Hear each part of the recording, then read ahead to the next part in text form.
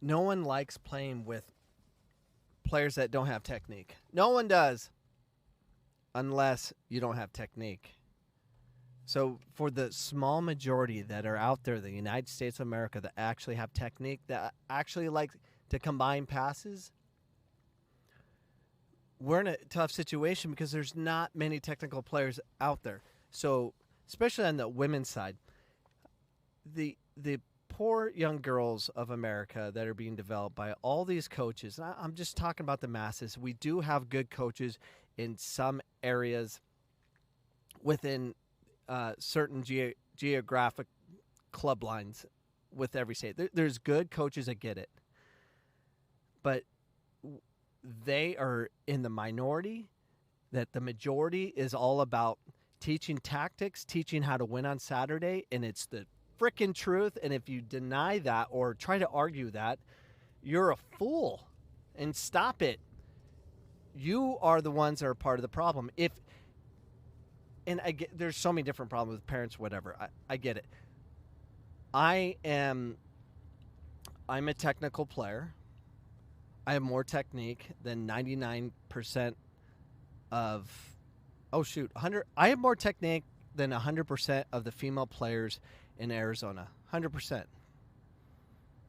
On the men's side, probably 80% more technique. What I'm lacking is the ability to run, the ability to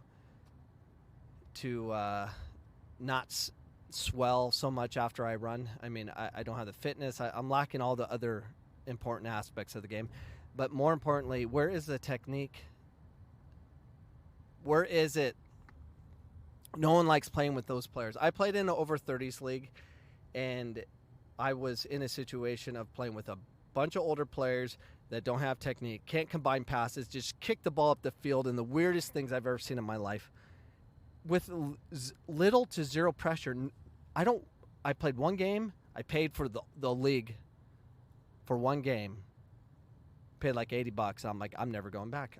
Why would I want to go back with a bunch of morons that just kick the ball and hope and get the ball? You just be overly aggressive and put yourself in a situation that you could get hurt and you can't work on the next day. No one wants to play with those players if you're technical.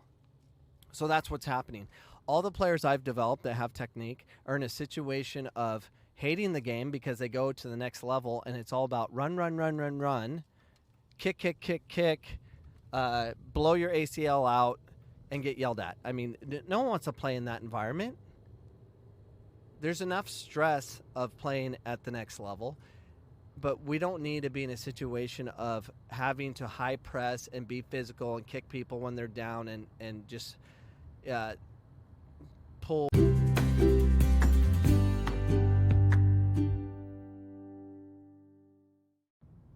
Sorry, we're going to have to interrupt this podcast for a message from me. Go to CoachCameron.com and learn everything you need to know about me and everything I do in soccer. You can find it on CoachCameron.com. You can also learn more about Anchor. Anchor.fm is where I broadcast from. It's a free app. You can do it anywhere in the world, and it's free. And you can make money off it as well. I'm making money right now on this advertisement I'm doing for Anchor. So download Anchor.fm today from your app store.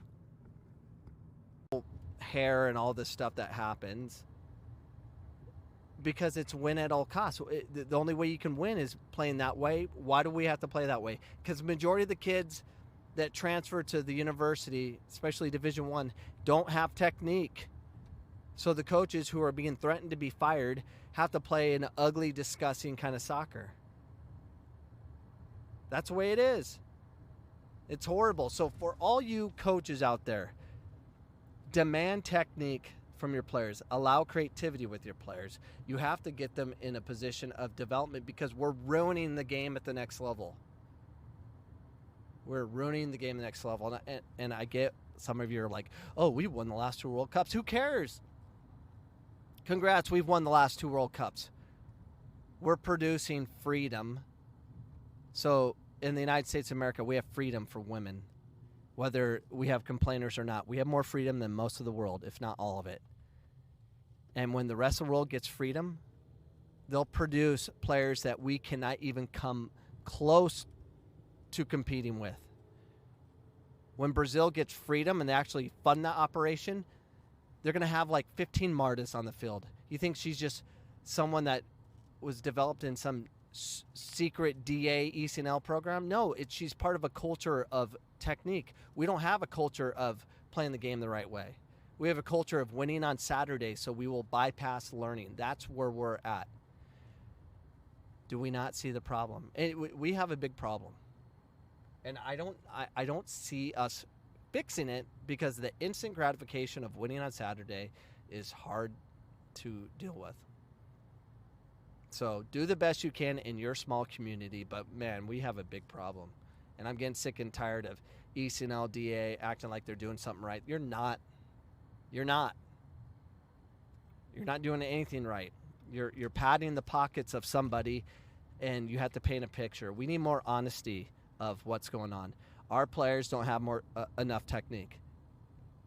We need more technique. They have to be able to combine more passes with a thought process of their own that they can problem solve out of situations versus scripted soccer. And that's what we deal with, scripted soccer. So, that's where I'm at today. That's where I'm at every day, wondering what the flip's going on and why you guys paying so much money to have horrible technique. The game has to change. The game has to change. We need more fighters. We need more podcasts like this. Yell and scream at the ones that control the development of soccer, and don't tolerate it.